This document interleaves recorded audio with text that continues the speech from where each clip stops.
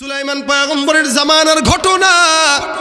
আল্লাহ পাক রব্বুল আলামিন অসংখ্য পয়গম্বরের ভিতরে একজন পয়গম্বরকে দিয়েছেন, যে পয়গম্বরটা সারা দুনিয়ার মানুষের কথা যেমন বুঝতো, তেমনি ভাবে পশু পাখি জিন্নাত জঙ্গলের প্রাণীদের কথাও বোঝার মতো ক্ষমতা আল্লাহ পাক দিয়েছিলেন। সুবহানাল্লাহ। সুলাইমান পয়গম্বর সবার ভাষা বুঝতেন, এটা তার একটা মুজিজা। আল্লাহর নবী সুলাইমান পয়গম্বরের কাছে একজন পাখি বিচার নিয়ে আসছে। সুলাইমান পয়গম্বরকে ডাক দিয়ে বলে, পয়গম্বর আপনার কাছে আমার বিচার আছে। বলে কি? দুষ্ট একটা শয়তান লোক আছে, আমি প্রত্যেক দিন ডিম পারি, আমার ডিমটা চুরি করার জন্য সে চলে আসে। ডিমটা পাড়তে দেরি, বেচারা চুরি করতে দেরি না, আমি তারা ধরতেও পারি না, বলতেও জানি না। আপনার কাছে বিচার নিয়ে আসলাম, আপনি তার বিচারের ফয়সালা করেন। সুলাইমান পয়গম্বর সুন্দর করে এবার ডাকাইলেন, লোকটাকে একটু আমার কাছে ডাকো। ওই লোকটা আল্লাহর নবী সুলাইমান পয়গম্বরের কাছে যায়। যাওয়ার পর সুলাইমান নবী ডাক দিয়া বলেন, এই বান্দা, কেন তুমি ওই পাখিটার ডিম চুরি করো? সুলাইমান পয়গম্বর ডাক দিয়া যখন বললেন, জিজ্ঞাসাবাদ করলেন, লোকটা ডাক দিয়া বলে, হুজুর পাখির ডিম আমার বড়ই পছন্দ, যার কারণে আমি তাকে ডিম চুরি করে খাই। আল্লাহর নবী সুলাইমান পয়গম্বর তার নিষেধ করলেন, কিন্তু সে নিষেধ মানে না। পরের দিন আবার পাখির ডিম চুরি করে খায়। একদিন, 2 দিন, 3 দিন, 4 দিন হয়ে গেল, আর সুলাইমান পয়গম্বর সহ্য করে না। এবার উনার কাছে যতগুলো জিন্নাত ছিল একজনকে দায়িত্ব দেয়। জিনটাকে ডাক দেয়া বলে, জিন একটা কাজ করবা। বলে কি কাজ? ওই গাছের উপরে একজন বান্দা এই পাখিটার ডিম চুরি চুরি করে খায়। আজকে যদি ওই গাছের উপরে উঠতে যায় তাহলে তুমি তাকে ধাক্কা দিয়া ফেলে দিও দূরে। সুলাইমান পয়গম্বরের আদেশ পালন করার জন্য জিন্নাত হাজির। দূর থেকে দেখে সুলাইমান পয়গম্বরের জিন দূর থেকে সুন্দর করে লক্ষ্য করে তাকায়, দেখে লোকটা আবার গাছে উঠবে। এমন সময় উঠতে যাবে, একটা ভিক্ষুক দূর থেকে কাস্তে রাস্তা দিয়ে হেঁটে হেঁটে যাওয়ার সময় ডাক দেয়া বলে, ভাই আমার, আমি একজন পথের মুসাফির, বিপদের ভিতরে পড়লাম, যদি চমৎকার ভাবে আমার একটু সহযোগিতা করতে পারো, স্বাভাবিকভাবে দান করতে পারো, কিছু আল্লাহর রাস্তায় কিছু সদকা দাও, খাবার দাও, দান করে দাও, তাহলে আল্লাহর কাছে তোমার জন্য দোয়া করব, মালিক যেন এই নেক কাজের বদৌলতে তোমার বিপদ থেকে হেফাজত করে দেয়। বান্দাটা এতটুকু কথা বলে ওই বান্দাকে ডাক দেয়, গাছে ওঠা বাদ দিয়া সুন্দর করে নিচে নেমে আবার সুন্দর করে লোকটাকে একটু খাবার দেয়। খাবার দিয়ে আবার সুন্দর করে গাছে উঠা ডিমটা পেরে সুন্দর করে নিচে বসে বসে খাওয়া শুরু করে দিছে। আল্লাহর নবী সুলাইমান পয়গম্বরের কাছে আবার দ্বিতীয় দিন বিচার নিয়ে গেল পাখি। সুলাইমান পয়গম্বর ডাক দিয়া বলতেছেন, কেন? আজকে তো আমি তোমার ওই বান্দাকে মারার জন্য একটা জিন্নাত ঠিক করে রাখলাম। আল্লাহর নবী সুলাইমান পয়গম্বর জিনকে ডাকলেন। জিন এসে পয়গম্বর সুলাইমানের কাছে ডাক দিয়া বলতেছে, হুজুর আপনি তো আমাকে তারে আঘাত দেওয়ার জন্য পাঠাইলেন, মারার জন্য পাঠাইলেন, কিন্তু জানেন না কি হয়েছে? কি হয়েছে বলো? জিনটা ডাক দিয়া বলতেছে, সুলাইমান পয়গম্বর, আজকে আমি তখন যাকে ধাক্কা দিতে যাব, এর আগে একটা কাহিনী, ব্যক্তিটা গাছে উঠতে যাবে, এমন সময় একটা ভিক্ষুক তার মাঝখান দিয়ে হেঁটে যাচ্ছিল।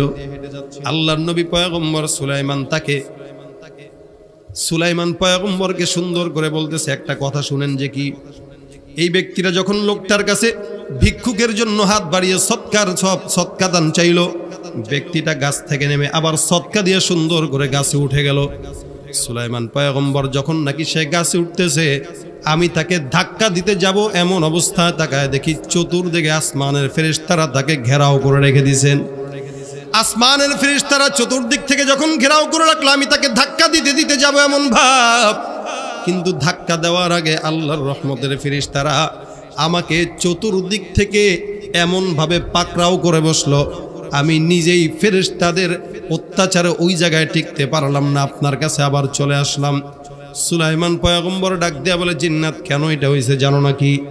আল্লাহর নবী সুলাইমান বলে, এই বান্দাটা যদিও একটা বিপদের ভিতরে পড়তে গেছিলেন, কিন্তু ওই যে চমৎকার একটা নেক কাজ করে তারপরে গাছের উপরে উঠলো, ওই নেক কাজ করার কারণে আল্লাহ পাক রব্বুল আলামিন ওই বান্দাকে নগদ তার বিপদ থেকে হেফাজত করে দিয়েছেন। এই জন্য ভাইরা, আবার নেক কাজ এমন একটা জিনিস যেটা মানুষের বিপদ আসন্ন যেটা থাকে ওইটার থেকে বাঁচায়। নেক কাজ এমন একটা জিনিস, বান্দার যত বালা মুসিবত থাকুক না কেন ওইটার থেকে বান্দাকে বাঁচায়। এই জন্য আল্লাহ পাক রব্বুল আলামিন বলেন মান আমিলা সালিহাম মিন যাকারিন আও উনসা ওয়া হুয়া মুমিনুন ফালানুহইয়ান্নাহু হায়াতান তাইয়্যিবা। বান্দারা নেক কাজ করো, আমি আল্লাহ উত্তম জিন্দেগি দান করব, আর এমন ভাবে তোমাদেরকে উজরত দান করব, প্রতিদান দিব। বান্দা যতই বিপদ আসুক না কেন, বিপদ থেকে হেফাজত করে ওই নেক কাজের বিনিময়ে আমি আল্লাহ জান্নাত ঘোষণা করে দিব। শুধুমাত্র নামাজ পড়া এটাই নেক কাজ নয়, শুধুমাত্র জিকির করা এটাও নেক কাজ নয়। একটা মুসলমান বাথরুমে যাবে, ওইটাও বান্দার জন্য নেক কাজ হয় যদি আল্লাহর নামে বাথরুমে ঢুকে। একটা মুসলমান বাজারে যাবে, ওইটাও বান্দার জন্য ইবাদত হয়, নেক কাজ হয় যদি বাজারে যাওয়াটাও সে আল্লাহর নামে যায়। এই নিয়তে ব্যবসা করবে, এই নিয়তে রাজনীতি করবে যে আল্লাহ আমি আপনাকে সন্তুষ্ট করার জন্য এই কাজগুলো করতেছি। বাস, রাস্তাঘাটে হাঁটতেছেন, নেক কাজ করেন, কোনো মানুষের পথের কাঁটা সরায় দেন। হাদিস শরীফে রাসূল করিম সাল্লাল্লাহু আলাইহি ওয়াসাল্লাম বলেন, ঈমানের অনেকগুলো শাখার ভিতরে এটাও অন্যতম শাখা, ইমাতাতুল আযা আনিত তরিক, মানুষের রাস্তার মাঝখান থেকে পথের কাঁটা সরায় দেওয়া। কলার চুলকা পড়ে আছে, একজন মানুষ হাঁটবে, এখানে আছাড় খেয়ে পড়ে যাওয়ার সম্ভাবনা যদি থাকে, তাহলে কলার চুলকাটা সরায় দেন। দেখবেন এই নেক কাজের বিনিময়ে আল্লাহ পাক রব্বুল আলামিন বিপদ থেকে হেফাজত করবে, বিনিময়ে জান্নাত দান করবে। এ মুসলমান, কোনো একটা বাথরুমে গেছেন, বাথরুম যদি ময়লা হয়, বাথরুম পরিষ্কার করে দেন, ইনশাআল্লাহ বান্দার অন্তরের ময়লা আল্লাহ পাক পরিষ্কার করে দিবে। আমরা অনেক সময় পাবলিক টয়লেটে যাই, এদিক সেদিক যাই, বা ঘরের ভিতরেও বাথরুমে যাওয়ার পরে বাস আমি এমনি চলে আসছি, বাস এমনি চলে আসছি, পানিও দেয় না, ময়লা পরিষ্কারও করে না। এজন্য কখনো কখনো কোনো বাথরুমে যদি যান, যদি দেখেন ময়লা, ওই সময়ের ইবাদতটা আল্লাহ ছাড়া কেউ দেখে না, একটু এটা পরিষ্কার করে নেন এই নিয়তে যে আল্লাহ আমার দিলে যে গুনাহের ময়লা আছে, দুনিয়ার মানুষের ময়লা পরিষ্কারের মাধ্যমে তুমি আমার গুনাহের ময়লা দূর করে দাও। ইনশাআল্লাহ আল্লাহ আপনার গুনাহের ময়লা দূর করে দিবে। এই কথাগুলো বলার জন্য বলা না, এগুলো আমলের জন্য বলা। আমাদের সমাজে যেগুলো হয় সচরাচর, রাস্তাঘাট পরিষ্কার, ওখানে ময়লা একটা ফেলায় দিছে, ওই ময়লাটা আপনি উঠায় নেন, মানুষের পথের কাঁটা দূর করে দেন, আল্লাহ পাক আপনার পথের মাঝখানে যত বিপদ আছে ওগুলো দূর করে দেবে ইনশাআল্লাহ। আমরা করতে পারি না তাই, কিন্তু কোনো বান্দা যদি করে আল্লাহ পাক অবশ্যই সেটার প্রতিদান দিবে না, দিবে না? অবশ্যই দিবে। এই জন্য নেক কাজ করা প্রত্যেকটা বান্দার জন্য জরুরি বিষয়। আল্লাহ পাক রব্বুল আলামিনের সামনে কি নিয়ে দাঁড়াবো? কারণ আপনার আমার আমল যতই হোক না কেন, মালিকের রহমত ছাড়া জান্নাত পাওয়া যায় না। আল্লাহ পাক রব্বুল আলামিন গুনাহগার বান্দাদের ওসিলা তালাশ করে, ওসিলা। এই জন্য আল্লাহ পাক বলেন ওয়াবতাগু ইলাইহিল ওয়াসিলা, বান্দা তোমরা ওসিলা তালাশ করো। অসংখ্য মুমিন বান্দারা ওইখানে যাওয়ার পর আটকায় যাবে।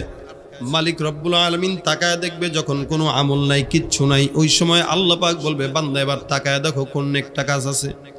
ওই নেক কাজটা বান্দারা ধরো, এখন তাকায় দেখবে আমল নামার ভিতরে একটা নেক কাজ আছে। কোনো একটা মাহফিলে যায় একটা বয়ান শোনার পরে নিজের জীবন পরিবর্তন হয়ে গেছে, ওইটাই বান্দার জন্য সর্বপ্রথম নেক কাজ।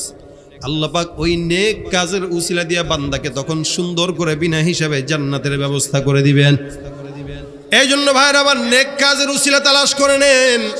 আল্লাহ পাক রব্বুল আলামিনের হাবিব করিম সাল্লাল্লাহু আলাইহি ওয়াসাল্লাম হাদিস শরীফের ভিতরে বর্ণনা করেন, হযরত আবু হুরায়রা রাদিয়াল্লাহু তাআলা আনহু থেকে বর্ণিত, উনি বলেন আল্লাহর রাসূল সাল্লাল্লাহু আলাইহি ওয়াসাল্লাম আমাদেরকে হাদিস বলেছেন, পূর্বেকার জামানার ঘটনা, বনি ইসরাইলের জামানার ঘটনা। আল্লাহর নবী বলতেছেন, এমন একজন লোক যেই বান্দাটা ছিল গুনাহগার, ওই বান্দাটা গুনাহ করার পরে বান্দার এমন অবস্থা, মরা অবস্থা, সামনে সাকরাতুল মাউত যখন চলে আসছে, সন্তানদেরকে ডাক দেয়া বলে, সন্তানরা আমার, আমি মরার আগে তোমাদের কাছে একটা ওসিয়ত করে যাব, ওসিয়তটা একটু শুনবা। কি ওসিয়ত বলেন? বাবা ডাক দেয়া বলতেছে, আমি যদি ইন্তেকাল করি, সর্বপ্রথম মানুষদেরকে যেমনে দাফন দেয় এমনি আমাকে দাফন দিবা না, আমার ইন্তেকালের পরে সুন্দর করে আমাকে লাকড়ি দিয়া, আগুন দিয়া জ্বালায় দিবা। বাবাকে সন্তানরা ডাক দেয়া বলে, বাবা এটা আবার কেমনে সম্ভব? নিজের চোখের সামনে বাবাকে পোড়ানো এটা কোনোদিন সম্ভব নয়। বাবা যতবারই বলে, সন্তানরা রাজি হয় না। বাবা আবার সন্তানদেরকে ওয়াদাবদ্ধ করাইলো, না না এটা করাই লাগবে। বাবার ধান্দা হইল কি, সন্তানরা ডাক দেয়া বলে কেন এটা করবো, বলে কারণ আছে। কারণ হইল আমার সমস্ত দেহগুলো যখন পুড়ে ছাই হয়ে যাবে, একদম ছাই, প্রথম পর্যায়ে ওই সমস্ত ছাইগুলো মাটির সঙ্গে মিলায় দিবা। 2 নাম্বার ওই ছাইগুলো বাতাসের সঙ্গে মিশায় দিবা। 3 নাম্বারের সমস্ত ছাইগুলো নদীর সঙ্গে ভাসায় দিবা। কেন? আমি তো দুনিয়ার জিন্দেগিতে গুনাহগার, এই গুনাহ নিয়ে মালিকের সামনে দাঁড়ানোর মতো ক্ষমতা আমার নাই। আমার সমস্ত ছাইগুলো যখন জায়গায় জায়গায় জায়গায় জায়গায় ভাসায় দেওয়া হবে, আমি আমার মালিকের কাছে জানানো লাগবে না, আল্লাহ আমারে খুঁজাও পাবে না, জাহান্নামেও দিতে পারবে না। আচ্ছা বলেন তো দেখি, এই বান্দাটাকে যদি পুড়ায় পুড়ায় ছাই যদি সব এদিক সেদিক উড়ায় দেয়, এই বান্দাকে আমার মাওলা কি আল্লাহর সামনে দাঁড়া করাইতে পারবে না? পারবে না। এই জন্য আল্লাহ পাক বলে দেন, মিনহা খলাকনাকুম ওয়া ফিহা নুঈদুকুম ওয়া মিনহা নুখরিজুকুম তারাতান উখরা। দুনিয়ার জমিনে মনে করেন না গাড়ি আপনার আপন, বাড়ি আপনার আপন, এগুলো আপনার আছে, আপনি মনে করছেন দুনিয়ার জিন্দগিতে সফল, কিন্তু না না, আজরাইল যখন চলে আসবে যতই চালাকি করো লাভ নাই। আল্লাহ পাক রব্বুল আলামিনের সামনে হিসাবের জন্য একদিন না একদিন দাঁড়ানোই লাগবে, ঠিক কিনা জোরে কর। ও তুই এই দুনিয়ার মায়ায় পড়ে করছো কত বাহানা, এই যে নয় তোরা আসল বাড়ি, কবর যে তোরা আসল ঠিকানা। এই যে নয় তোরা আসল বাড়ি, কবর যে তোরা আসল ঠিকানা। পূর্বপুরুষ যারাই ছিল একে একে সব হারালো, পূর্বপুরুষ যারাই ছিল একে একে সব হারালো। তুমি আমি কেউ রব না, তুমি আমি কেউ রব না, দিতে হবে রওয়ানা। এই যে নয় তোরা আসল বাড়ি, কবর যে তোরা আসল ঠিকানা।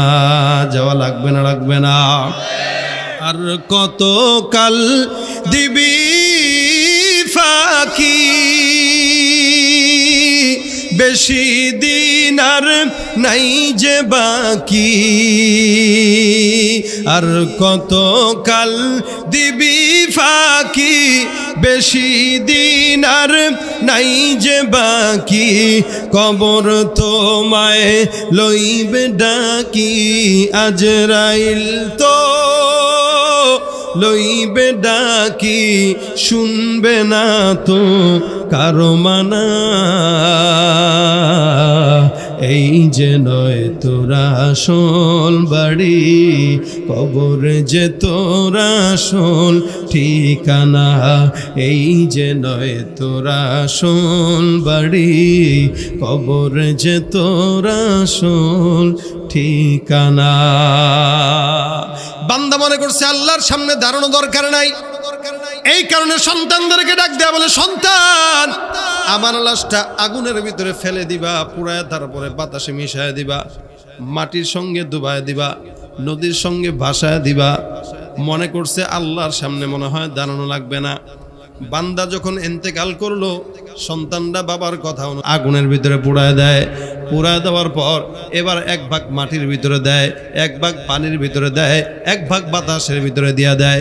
3 ভাগ যখন জায়গায় জায়গায় পৌঁছায় যায়, আল্লাহ পাক রব্বুল আলামিন, আল্লাহ পাক সমস্ত বাতাসকে আদেশ দেয়া বলে, বাতাস কোথায়?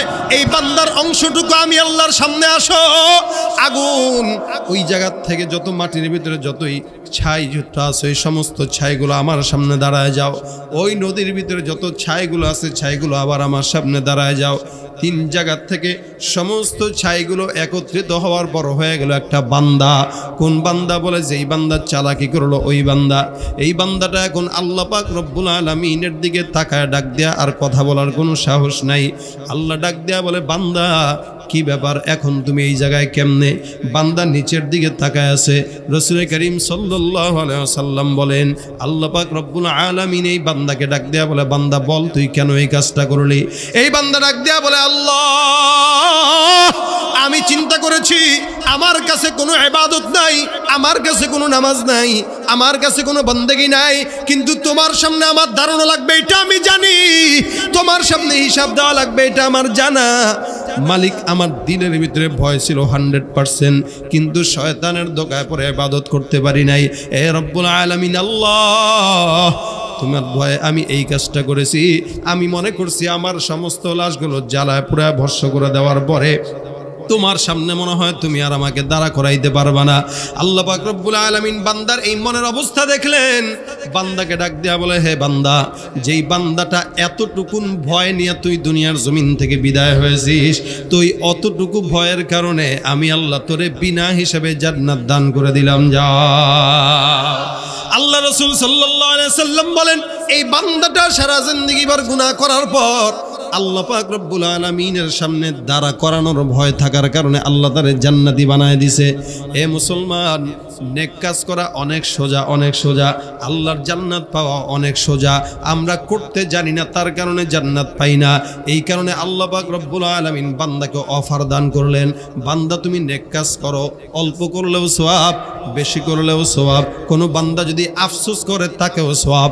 এই জন্য হাদিস শরীফে রাসূল করিম সাল্লাল্লাহু আলাইহি ওয়াসাল্লাম বলেন, একজন বান্দা যদি নেকের কাজের নিয়ত করে, নিয়ত করার সাথে সাথে 10 থেকে 70 গুণ সওয়াব লেখা শুরু হয়ে যায়। আর যদি গুনাহ করে, করার আগ পর্যন্ত লেখা হয় না, করার পরেও 6 ঘন্টা যাবত ফেরেশতারা খালি অপেক্ষায় থাকে বান্দা তওবা করে কিনা দেখি। যদি গুনাহ হয়েই যায়, লেখে মাত্র একটা গুনাহ, আর নেকের কাজের নিয়ত করছে 10 থেকে 70টা নেকি লেখা শুরু হয়ে গেছে।